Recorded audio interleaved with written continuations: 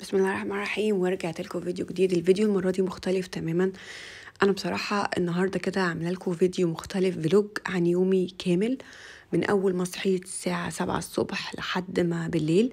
اليوم كان فيه تفاصيل كتيرة جدا، وده عادة مش بيبقى يومي، بس كنت حابة ان انا اصور بما اني كان عندي شغل بره، فقلت ان انا اصور لكم كده نبذة عن الشغل، واحاول ما احرق لكمش التفاصيل بتاعته برضو. بس ايه يعني، في حاجات كده هقول لكم ايه اللي حصل، قد ايه اليوم كان في حاجات متعبة وفي حاجات مضحكة يعني. طيب اول حاجة ابتديتها طبعا بنصحى 7 الصبح طبعا، واودي كوكي الحضانة. تمام. فالحمد لله قدرنا نعمل كده بكل سهولة، وخد أدويته ما علينا، وبعدين بقى مشي وقلنا بقى نفطر. حبيت ان انا يعني احاول يعني ابتدي في نظام صحي شويه. بعدها لقيت عندي كميه شغل كتيره جدا جدا جدا، ومش قادره اعمل اي حاجه. دي كلها هقول لكم انا هحتاجهم الفتره الجايه في ايه. طبعا دي كلها بصمات هعملها لكم كده في فيديو لوحدها. قلت لا بقى، ما بداش. انا هقوم اعمل كوبايه نسكافيه وبعدين نفوق بقى للشغل. تمام. ده عاده بقعد اعمل كده بصراحه يعني. ما بعرفش اشتغل غير لما اكون بشرب حاجه، ما تعرفوش ليه يعني.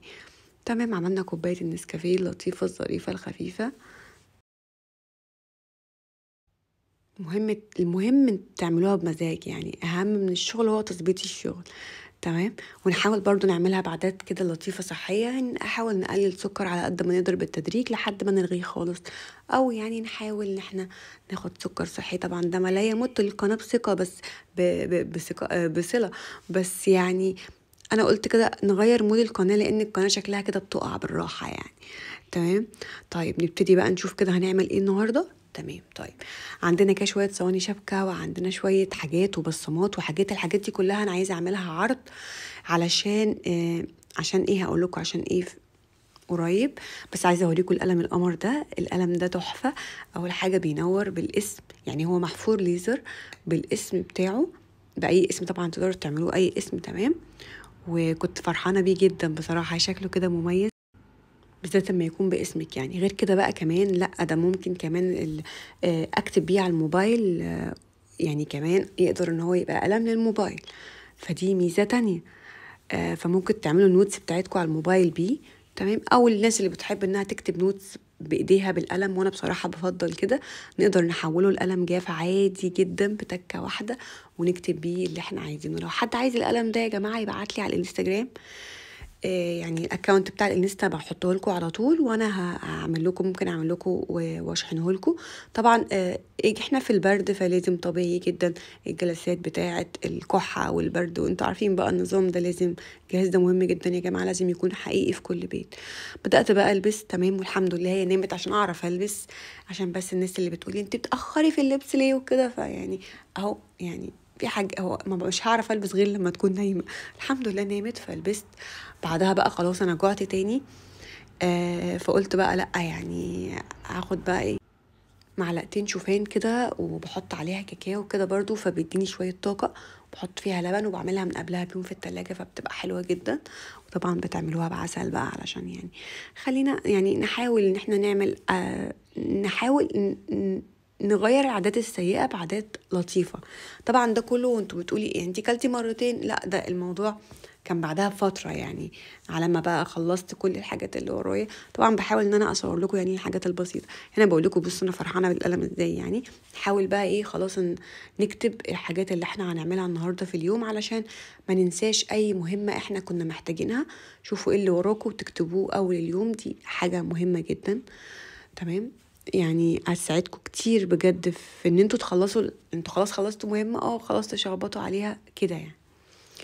لكن ممكن برضو تكتبوا زي ما قلت لكم على الموبايل، ما فيش اي مشكله. اللي بيحب يكتب في نوتس حتى صغيره عليه. انا بقى رحت المكان ده بقى. المكان ده عباره عن ايه؟ مكان سيشن تصوير. تمام. فانا بعمله ديكورات بقالي فتره، بنزل وبروح وبعمل. بس مش عايزه احرق لكم المكان، فبدات ان انا ايه، مش عايزه اصور المكان غير لما يخلص خالص. لما يخلص هوريكم بقى انا عملنا ايه، وايه الافكار المختلفه اللي قدرنا نعملها فيها. ولو اي حد عنده اي فكره عن مكان سيشن او تصوير، او عايز يعمل شكل معين، ممكن يبعتهولي صورته على الانستا. تبقى فرصه حلوه، وممكن انكم تساعدوني تجيبوا لي افكار، لاني بصراحه تعبت جدا في حوار الافكار يعني، على قد ما قدرت. تمام. دي حاجة كده برضو مش هحرقها لكم. فضلت شغالة فيها شوية وبعدين لقيت نفسي تعبت، لأ أنا فصلت خلاص، محتاجة قهوة تاني علشان أعرف أفوق وأرجع أشتغل. طبعا ده الموضوع بعد فترة من الشغل، عشان بس مش تقول ان انا بروح بتلكع او بقضي اليوم كله. يا جماعة ما ينفعش نشتغل حاجة الا لما نشرب حاجة معروفة يعني. تمام. فقلت بقى اعمل نفسي قهوة كده على السبرتاية، تمام، لحد ما ربنا يكرم كده واقدر اقوم تاني. ممكن الحبة اللي انتوا بتاخدوا فيهم بريك يعني او هتقعدوا وانتوا مش شغالين، ممكن تقلبوا في اي ابلكيشن يعني. تمام. بس حاولوا تشوفوا الفيديوهات اللي تحفزكوا، تحس انها مفيدة، تخليكوا تقدروا تتحركوا تاني. قبل طبعا ما تفور ركزوا بس عشان مش تنسوها وتروحوا في داهية وتدلق، لو اتدلقت هتشقلط. المكان ده بقى بتاع عبد الله اخويا. فاكرين الفيديو بتاع ال50K لما عبد الله صورني؟ تمام. هو بقى فتح مكان كده وكانت هتفور مني القهوة. فتح مكان، هو لسه الافتتاح طبعا قريب، فانا عايزاكم بقى يعني لو تعرفوا تيجوا يا ريت. تمام. انا بس انا بقى اللي يعني ماسكه بقى الديكورات بتاعه المكان، بقى مهندسه الديكور يعني، ما علينا. فماسكه انا ديكورات المكان كله. فان شاء الله هحاول انزل لكم طبعا طريقه لكل حاجه، وهنزل لكم فيديو تفصيلي عن المكان بعد ما يخلص. طبعا البتاع اللي بقى في البيئه السبرتايه دي كانت سخنت، فيعني اوعوا تعملوا زي يا جماعه تحرقوا نفسكم. تمام.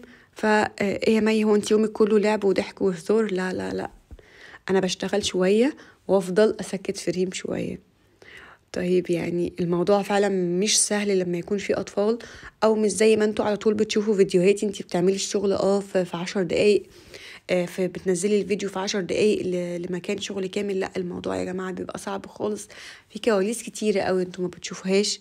يعني حتى الفيديو ده ممكن فيه كواليس كتيرة جدا انتوا ما شفتوهاش، بس بحاول يعني نبذات كده. ايه رأيكم اصلا فكرة ان هو يبقى كده فلوج كده بسيط لليوم؟ لو مثلا حتى رحت شغل تاني في اي مكان اعمل لكم برضو فيديو الفلوج لليوم، يعني قلت برضو كتغيير.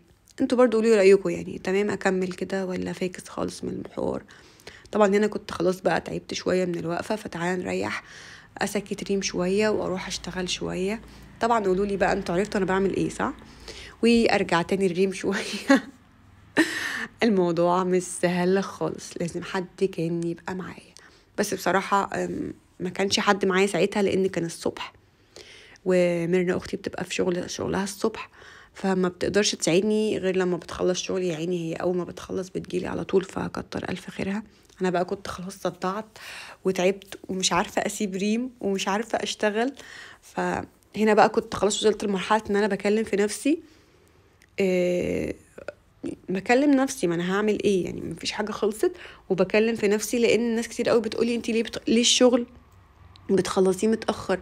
يعني ليه الشغل ما ياخدش مثلا ساعة؟ ليه بتخلصيه في 3-4 ساعات؟ الشغل مثلا ما بياخدش غير ساعتين، ليه بخلصه في يوم كامل والشغل ما بيخلص؟ فأنا حقيقي كنت بكلم في نفسي حرفيا ساعتها. شفت يا ريم يعني، هو يعني هما ليه بيقولوا لي كده؟ او يعني الشغل ما بيخلص ليه؟ هما مش فاهمين ولا حد فكر يحس او يفهم يعني. حقيقي كنت بكلمها وكنت بكلم نفسي ساعتها. تمام. الا بقى الحمد لله وكلمت ميرنا اختي وكنت خلاص هعيط، فهي بقى جت لحقتني. تمام. وغيرنا المود شويه بصراحه يعني، قدرنا ان احنا ننجز حاجات يعني، حتى لو حاجه بسيطه قدرنا ان احنا ننجزها. وفي نفس الوقت يعني كنت هنا بطلب منها، كنت عايزه الدبل فيس. وطبعا عشان انا بنسى كتير فبقول لها ميرنا، فلقيتها بتهزر وقلبت، افتكرت بقى الترند بتاع حد كان. فالحمد لله هي غيرت مودي شويه. تمام.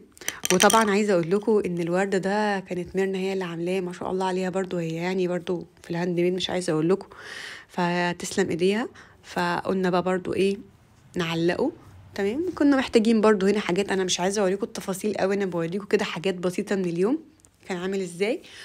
وتمام. الصواني بقى اللي قلت لكم عليها والختم والبصمات والحاجات دي، انا كنت عايزه اكملها يعني، لسه بقى في فينش بتاعها. عشان عايزه اعرضهم عند عبد الله اخويا، يعني قال لي قشطه حطي بقى سنداتك وحاجتك وكده. هنا كوكي كريم بقى خلاص كان فصل وكان عايز يروح طبعا، عشان خلاص الساعة خلاص قربت على 10، وانا لسه ما اتحركتش ولازم يروح عشان عنده حضانة بكرة. هنا ميرنا كانت بتجرب الشنيور لأول مرة، كانت مبسوطة جدا، وفعلا احساس حلو قوي انك تعمل كل حاجة بإيدك، وانك تكون قادر ان انت تعمل كده بجد.